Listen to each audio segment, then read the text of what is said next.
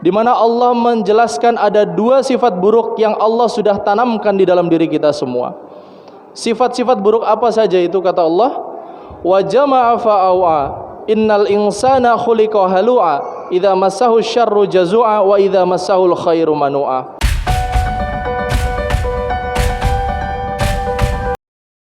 Bismillahirrahmanirrahim.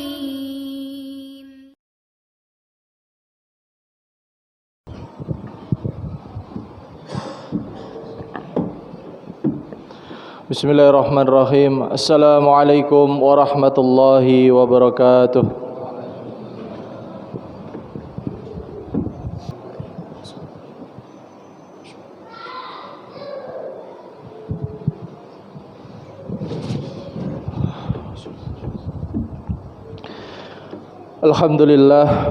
Alhamdulillahi wa kafa, wassalatu wassalamu ala rasulillahil mustafa sayyidina wa maulana Muhammad as-sidqi wa man wafa. Ashhadu an la ilaha illallah wahdahu la syarikalah wa ashhadu anna Muhammadan abduhu wa rasuluh. Allahumma salli ala sayyidina Muhammad wa ala alihi wa sahbihi ajma'in, amma ba'd. Faya ayyuhan nas ittaqullaha haqqa tuqatih wa la tamutunna illa wa antum muslimun. Faqala ta'ala fil Qur'anil Karim, a'udzu billahi minasyaitonir rajim, bismillahirrahmanirrahim. Alladzina hum 'ala salatihim daimun walladzina fi amwalihim haqqum ma'lum lis-sa'ili wal mahrum. Shadaqallahul azim. Ma'asyiral muslimin, jamaah salat Jumat yang dimuliakan oleh Allah Subhanahu wa taala. Pertama-tama dan yang paling utama, marilah kita senantiasa untuk mengucapkan syukur kita kepada Allah Subhanahu wa taala. Karena pada siang hari ini Allah telah memberikan berbagai kenikmatannya kepada kita semua. Baik itu nikmat sehat, nikmat kesempatan, serta nikmat iman dan juga nikmat Islam. Sehingga pada siang hari ini kita dapat berkumpul bersama di tempat yang insya Allah penuh dengan keberkahan ini dalam keadaan sehat walafiat, yang mana tidak lain dan tidak bukan tujuan kita insya Allah akan melaksanakan sholat Jumat secara berjamaah. Salawat dan salam semoga selalu tercurahkan kepada junjungan kita Nabi besar Muhammad sallallahu alaihi wasallam, kepada keluarga-keluarganya dan kepada para sahabat-sahabatnya. Semoga syafaatnya sampai kepada kita semua di yaumil akhir nanti. Amin Allahumma amin. Yang selanjutnya, tak lupa khatib berwasiat, marilah kita untuk senantiasa meningkatkan keimanan serta ketakwaan kita kepada Allah Subhanahu wa taala dengan sebenar-benarnya takwa. Takwa dalam arti menjalankan berbagai perintah-perintah Allah dan berusaha untuk semaksimal mungkin menjauhi segala hal yang sudah dilarang oleh Allah Subhanahu wa taala. Ma'asyiral muslimin, jamaah salat Jumat yang dimuliakan oleh Allah Subhanahu wa taala. Sebagai umat manusia yang diciptakan oleh Allah, kita patut bersyukur kepada Allah Subhanahu wa taala. Mengapa demikian? Karena kita diciptakan di muka bumi ini berdampingan dengan makhluk-makhluk hidup yang lainnya. Allah menciptakan kita sebagai umat manusia. Allah menciptakan kita sebagai makhluk berbentuk manusia, serta didampingi dengan makhluk hidup yang lainnya. Adanya makhluk hidup hewan dan juga makhluk hidup tumbuhan yang saat ini hingga sekarang ini dapat kita lihat di sekeliling, di lingkungan sekitar kita. Ma'asyiral muslimin rahimakumullah. Namun ada satu hal yang harus kita syukuri kepada Allah Subhanahu wa taala, karena kita dibedakan dengan makhluk-makhluk hidup yang lainnya. Allah memberikan kita perbedaan yang luar biasa yang tidak dimiliki oleh makhluk hidup yang lainnya. Allah menanamkan di dalam diri kita, Allah telah memberikan kita hal yang luar biasa, yaitu adanya otak, adanya akal fikiran yang dapat membuat diri kita kemudian dapat membedakan manakah hal-hal yang baik dan juga hal-hal yang buruk. Ma'asyiral muslimin rahimakumullah.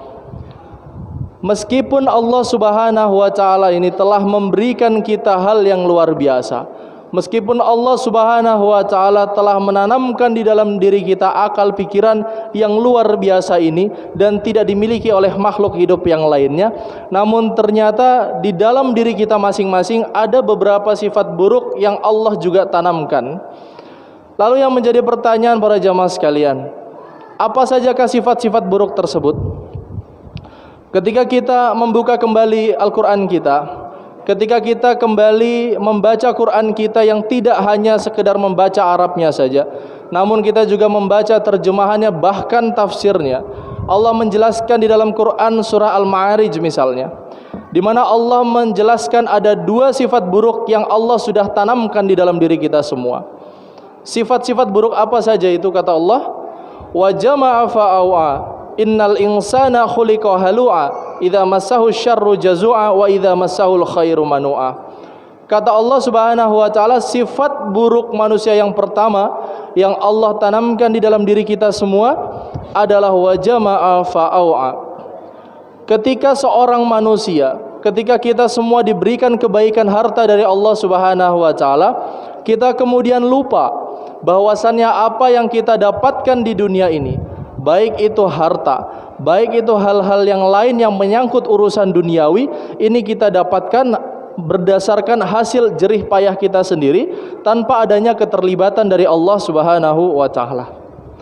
Padahal ketika kita melihat kembali, ketika kita mengingat kembali, ternyata apapun yang kita dapatkan, apapun yang kita miliki saat ini, semuanya hanyalah titipan dari Allah Subhanahu wa taala sebagai sang pencipta kita semua. Allah memberikan rezekinya kepada kita. Allah memberikan segala hal yang Dia inginkan kepada kita. Bukan berarti karena hasil jerih payah kita sendiri tanpa adanya keterlibatan Allah, melainkan Allah menitipkannya melalui perantara manusia lain yang kemudian diberikan kepada kita semua. Ini sifat buruk manusia yang pertama, kikir atas kebaikan harta yang sudah Allah berikan. Lalu sifat buruk manusia yang kedua apa? Kata Allah Subhanahu wa taala, innal insana khuliqa halu'a. Ketika manusia diberikan ujian, ketika manusia ini diberikan cobaan, maka yang kemudian dilakukan oleh orang-orang ini hanyalah halu'a, hanyalah berkeluh kesah dan berkeluh kesah atas segala ujian maupun cobaan. Segala hal ujian yang Allah berikan kepada kita, karena Allah tahu kita akan mampu melewati ujian-ujian tersebut. Ketika Allah memberikan ujiannya kepada kita, maka seharusnya sebagai umat manusia yang selalu bersyukur kepada Allah, kita tidak boleh untuk mengeluh, kita tidak boleh untuk berkeluh kesah atas ujian ataupun cobaan yang sudah Allah berikan. Tugas kita sebagai umat manusia adalah bersabar atas segala ujian yang sudah diberikan, yang insya Allah dari ujian itu ketika kita bersabar, maka kita akan lulus dan insya Allah Allah akan menaikkan derajat kita semua. Ma'asyiral muslimin rahimakumullah. Yang menjadi pertanyaan berikutnya adalah bagaimana kita memaksimalkan peran-peran kita sebagai manusia yang Allah sempurnakan dengan adanya akal pikiran. Allah memberikan akal pikiran kepada kita semua untuk berpikir bagaimana cara mengatasi sifat-sifat buruk yang sudah Allah tanamkan di dalam diri kita. Ternyata Allah sangat baik hati kepada kita semua. Allah menjelaskan pada ayat berikutnya bagaimana cara kita agar kemudian dapat terhindar dari dua sifat buruk manusia yang sudah Allah tanamkan di dalam diri kita masing-masing. Cara yang pertama kata Allah Subhanahu wa taala adalah dengan illal musallin, dengan melaksanakan ibadah salat kata Allah. Namun kembali Allah menegaskan, salat yang bagaimana yang kemudian dapat menghindarkan kita dari dua sifat buruk manusia tadi?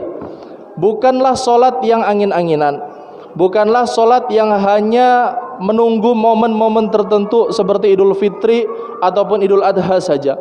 Namun salat yang dilakukan secara setia, salat yang dilakukan secara istiqomah untuk menggapai keridhaan Allah Subhanahu wa taala. Mengapa dengan adanya salat kita dapat terhindar dari dua sifat buruk manusia tadi? Karena ketika kita melaksanakan salat, banyak doa yang kita panjatkan, banyak ucapan-ucapan zikir yang membuat kita insya Allah selalu mengingat Allah Subhanahu wa taala. Ini cara pertama kata Allah. Lalu cara kedua bagaimana? Alladzina hum ala salatihim daimun walladzina fi amwalihim haqqum ma'lum lis-sa'ili wal mahrum. Kata Allah, selain salat ada lagi cara untuk membentengi diri kita agar tidak terkena dari dua sifat buruk manusia tadi. Cara kedua, kata Allah Subhanahu wa taala, adalah berpikir secara otomatis. Ketika kita mendapatkan banyak harta, ketika kita mendapatkan kebaikan-kebaikan harta, secara otomatis kita sudah tahu bahwasannya di dalam harta yang kita miliki saat ini terdapat hak-hak orang lain yang wajib kita salurkan, kata Allah. Bukan berarti menunggu saat-saat ataupun momen tertentu saja. Bukan berarti kita harus menunggu bulan suci Ramadan kemudian kita melaksanakan ibadah zakat, sedekah, infak dan lain sebagainya. Namun secara otomatis ketika kita mendapatkan kebaikan harta, maka insya Allah kita sudah paham di dalam harta kita ada milik orang lain yang harus kita salurkan. Ini cara kedua, berpikir untuk menyalurkan sebagian harta kita di jalan Allah Subhanahu wa taala. Lalu cara selanjutnya bagaimana para jamaah sekalian? Kata Allah Subhanahu wa taala, lis-sa'ili wal mahrum walladzina yusaddiquna biyaumiddin walladzina hum min adzabi rabbihim musyfikun inna adzaba rabbihim ghairu ma'mun. Cara selanjutnya adalah dengan kita percaya, kita yakin dan percaya bahwasannya yaumiddin, bahwasannya hari pembalasan itu akan datang menghampiri kita semua. Ketika kita yakin serta percaya dengan sesungguhnya percaya, tidak hanya sekedar percaya di ucapan saja, namun kita meyakini bahwasannya hari pembalasan akan datang kepada kita, maka insya Allah selama hidup kita di dunia, kita akan berusaha mempersembahkan yang terbaik untuk menggapai keridhaan Allah Subhanahu wa taala. Lalu cara yang terakhir adalah dengan percaya dan yakin ketika Allah memberikan azabnya kepada kita akan sangat terasa pedih rasanya ketika kita rasakan. Tidak perlu menunggu, tidak perlu kemudian setelah adanya bencana alam dulu baru kita percaya dengan azab Allah. Namun sejak sekarang kita harus percaya azab yang Allah berikan ini benar-benar amat sangat pedih.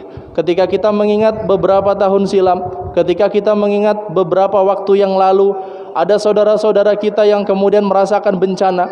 Bisa jadi ini merupakan cara Allah Subhanahu wa taala untuk menegur kita bahwasannya ada dua sifat buruk manusia yang sudah kita lakukan, dan marilah segeralah kembali kepada Allah Subhanahu wa taala. Ma'asyiral muslimin rahimakumullah. Semoga kita semua yang hadir di tempat ini khususnya Allah hindarkan dari dua sifat buruk manusia tadi, dan Allah berikan keistiqomahan kepada kita semua untuk menjalankan berbagai perintah-perintah Allah Subhanahu wa taala yang insyaallah kita akan mendapatkan ridhonya, dan insyaallah kita akan mendapat surganya yang sangat indah. Wallahu alam bisawab. Barakallahu li wa lakum fil Qur'anil azim wa nafa'ni wa iyyakum bima fihi minal ayati wa dzikril hakim. Aqulu qauli hadza wastaghfir innahu wal ghafurur rahim.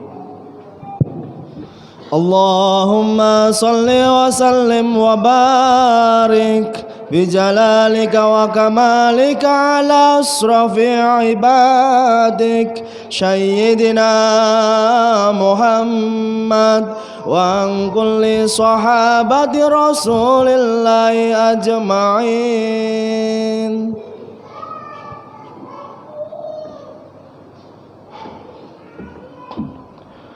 Alhamdulillah, alhamdulillahilladzi arsala rasulahu bil huda wa dinil haqq liyudhhirahu 'alad dini kullihi walau karihal musyrikun. Asyhadu an la ilaha illallah wahdahu la syarikalah wa asyhadu anna Muhammadan abduhu wa rasuluh. Allahumma shalli ala sayyidina Muhammad wa ala alihi wa sahbihi ajma'in, amma ba'd. Ya ayyuhan nas, ya ayyuhan nasu taqu rabbakumul ladzi khalaqakum min nafsin wahidah wa khalaqa minha zawjaha wa batha minhuma rijalan katsiran wa nisaa'a wattaqullaha alladzi tasaaluna bihi wal arham innallaha kana 'alaikum raqiba. Allahumma shalli ala sayyidina Muhammad wa ala ali sayyidina Muhammad kama shallaita ala sayyidina Ibrahim wa ala ali sayyidina Ibrahim wa barik ala sayyidina Muhammad wa ala ali sayyidina Muhammad Muhammad kama barakta ala sayyidina Ibrahim wa ala ali sayyidina Ibrahim fil alamin innaka Hamidum Majid. Allahumma ighfir lil muslimina wal muslimat wal mu'minin wal mu'minat al ahya'i minhum wal amwat innaka sami'un qaribun mujibu da'wat ya qadiyal hajat. Allahumma ighfir lana wa liwalidina warhamhuma kama rabbawna saghara. Rabbana zalamna anfusana wa illam taghfir lana wa tarhamna lanakunanna minal khasirin. Rabbana atina fid dunya hasanah wa fil akhirati hasanah wa qina adzaban nar walhamdulillahi rabbil alamin. Ibadallah, innallaha ya'murukum bil adli wal ihsan wa ita'i dzil qurba wa yanha 'anil fakhsya'i wal munkar wal baghi ya'idzukum la'allakum tadhakkarun wa la dzikrullahi akbar. Aqimus shalah.